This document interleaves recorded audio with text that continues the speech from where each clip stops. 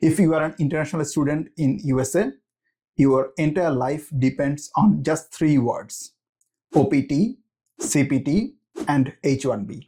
Get one of these words wrong, you can lose your job or even visa in USA. In this video, I will explain all these words simply, not using legal jargon. Hey everyone, welcome back to this channel. If you are an international student and you are confused about all these words, you are in the right place. Today I am breaking down all these words: CPT, OPT, and H-1B. What they are, how they work, and what you need to know before applying jobs here in USA. Let's start with the most confusing word, CPT. You might ask, what is CPT? CPT stands for Curricular Practical Training. Think of CPT as a part of your degree. In simple terms, CPT is used while you are studying, usually for internship, co-ops, or even part-time jobs. There are a few things you need to be really careful about CPT. 1. It must be related to your major. 2. It needs to be approved by the university, not a state. 3. Some universities allow CPT from day 1, but others don't. And here's the important part. Full-time CPT for 12 months might cancel your OPT. So CPT is powerful if you can use it correctly. By the way, if you are an international student and want to learn how to land top-paying tech jobs in the USA, check out our full course, Tech Interview Preparation, in the description below. Let's move on to the next term, OPT. OPT stands for Optional Practical Training.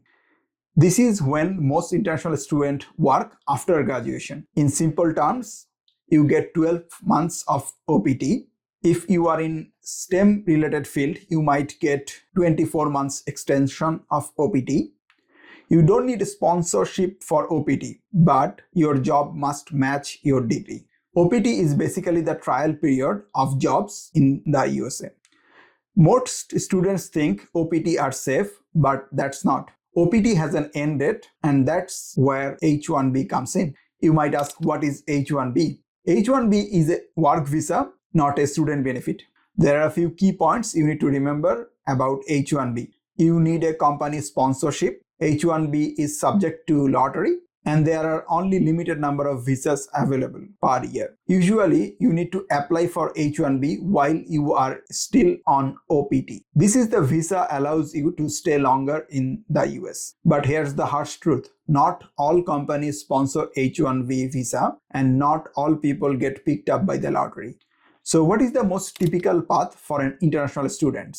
You start with an international student visa F1. You might do CPT. At the end of your graduation, you will work on OPT. And finally, you will work on H-1B visa, which is a long-term work visa. If you don't plan these early, you will be forced to panic later. Let's talk about the common mistakes most of the international students make. They spend their precious time applying for the company who doesn't sponsor visa. They wait too long to learn about the visa, and they do jobs unrelated to their major. And some people thought OPT is a guaranteed future, and this cost them their years in their life, not just their jobs. Let's talk about my biggest advice of this video. Learn this system before you graduate. Choose roles and companies strategically, not emotionally, and don't just look for higher salary if they don't sponsor visa later. The US rewards the people who plan early. If you are an international student and this video helped you, check out our full tech interview preparation course. The link is in the description below. Subscribe to our channel if you want more honest advice about careers and tech jobs in the US. And I will see you in the next video.